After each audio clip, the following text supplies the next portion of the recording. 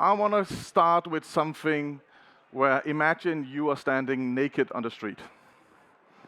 So why is standing naked on the street actually relevant for my talk? It goes back to when I started in this whole thing. When I'm an avid gamer, I've played tons of games, hence my figure. So as you can see that buying assets, owning assets in gaming, I kind of like assumed that I owned these. This was kind of like, my property. But when I actually read the white paper for the Ethereum, it kind of like hit me. Everything is actually centralized. So I actually don't own anything. So what happens if they shut down the servers? I can lose everything I actually own, or they can ban me because they say like, you maybe kind of like have trespassed or you have not done kind of like following our rules. So for me, that was kind of like if you're not a gamer and you don't kind of like can relate to this, imagine you're going into your favorite clothing shop. You're buying the perfect outfit, you're ready to party, it's Friday night, then you go out down the street, suddenly the store actually goes bankrupt. And you're standing naked on the street, lost everything you own, and just like, what happened? That is the reality, actually, what I could transfer into what I see. And when I realized that, I was a man on a mission. I need to change this, not only just for my sake, but also for any kind of gamer in this sector. So that's where basically I started exploring how can I use the technology and create something truly unique. And I actually got the inspiration from my son. My son was inspiring me because we moved back from Spain, and I saw him playing on his PlayStation, sitting there all day, sun was shining outside. He was communicating with his friends back in Spain, but his friends in Denmark also said, come outside, we want to play. So he was kind of like trapped in the middle. So I said, the future must be mobile. We have to make sure that these young people, because they want to be active, and how can I create a new experience for them, but where they can be active and they can be mobile. So I created a groundbreaking mobile concept, basically combining augmented reality, first-point shooter, blockchain, all the buzzwords. And we were the first company actually in the world creating that one. So as we grew, we won tons of awards. We were really successful, and I started the company. And my problem was already then as a founder, my skills was very limited to a certain piece of skill sets. This is what I was good at, but I needed to team up with other people. So I got introduced to a really good friend, Rongaard, who was the CEO of Siglum, a big IT company with 3,500 people, very well known, and said to him, Torben, you need to look at this because you have access to funding, you have access to IT specialists, and I need your help. And he said, Morten, it looks cool, but I have no fucking clue what mobile games is and this technology, because it's something so new, I have no idea. But this guy out here actually has. So he introduced me to now my co-founder also, together with Torben, Tony Pierce, who was a veteran in mobile games. And then we kicked it off. We started the company. Suddenly, the three of us together started this one. And we immediately got so much traction. We were new, we were pioneers in this space. We could see and had really success taking very big brands from Web 2 into Web 3 using blockchain technology. It was BBC, it was ITV, it was FIFA, it was pro cycling, etc., etc. All the big brands wanted to kind of like explore, how can we get into this one? And quickly, we were able to use our background in gaming, the perfect gamification, actually just try to engage people, bring progression, bring loyalty programs, and so on, build it in. So again, everything was just like unicorns and rainbows, because happy days, we were thriving, suddenly we grew.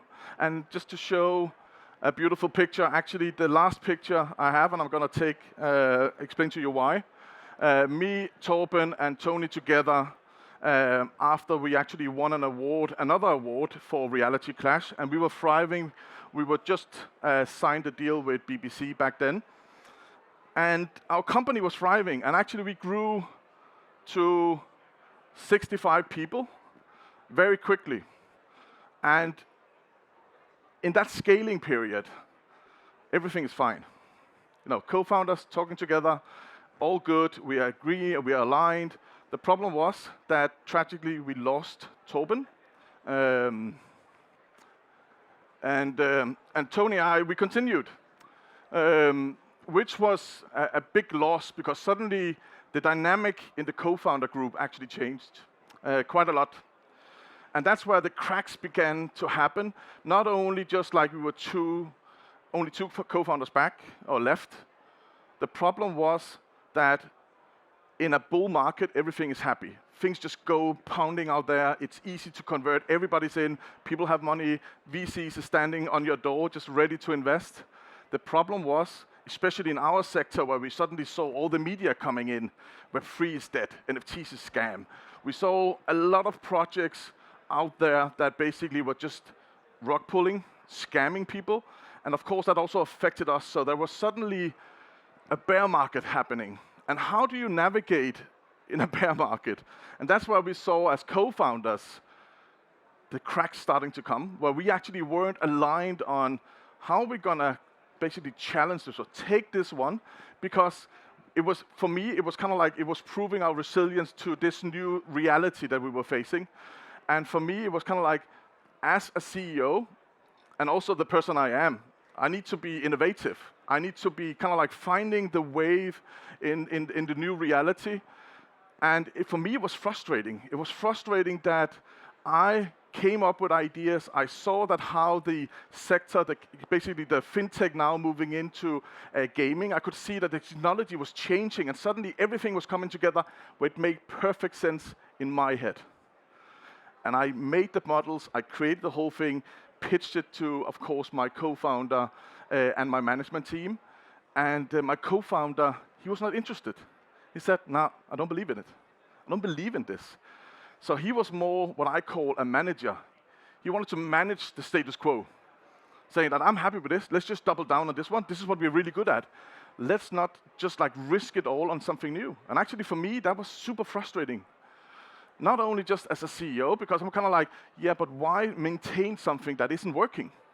It doesn't make sense in my head. So I kind of like, on a personal level, got very angry. I went through the whole emotional kind of register, because angry, sad, like, why don't you get this? Can't you see this is actually where also industry leaders are telling that the things is moving? So why don't you listen to me? So I felt it was very personal. And one of the problems was that we were actually, I'm situated in Denmark, and the company is in the UK. So I felt like I was fighting a battle across the sea. And as an old Viking or Viking DNA, it was challenging for me, because also my ego in some way, which was the driver behind the company to start with, where just like, let's just get cracking, sleepless nights out there, right? But suddenly that ego also, where I was kind of like, but why are you not seeing this? So am I actually the problem at the end? Because why try to fix something that is working? I get it. We still sign up. We are still one of the leading companies in the world doing this. But from my perspective, it wasn't sustainable. We needed more legs to stand on. We needed more revenue streams to come in and actually make sure that we could secure the company moving forward, because the reality changed. But fighting across the sea, asking all these questions, harsh questions to myself, also make me wonder, so am I actually the problem at the end? Is it me that needs to change? And I think going through that journey as a founder, especially me founding the company, was really hard, but also very rewarding, because suddenly it kind of like made me realize that I maybe need to step down. I've hired a team who is so good. They are experts in these fields. So maybe I should actually just make sure that I don't, even though I didn't do it, I didn't micromanage, but it felt like micromanaging in some way. So let me just hold back and try and let the company and the team itself just thrive. And I could see it. It worked really, really well. But on an ego perspective, it was kind of like, so was I the problem all along? And I didn't feel like it. I still don't feel like it.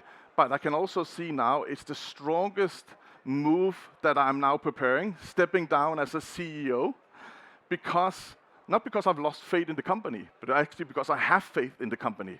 I have faith in my co-founder. I have faith in my teammates. And that, for me, is the most important thing.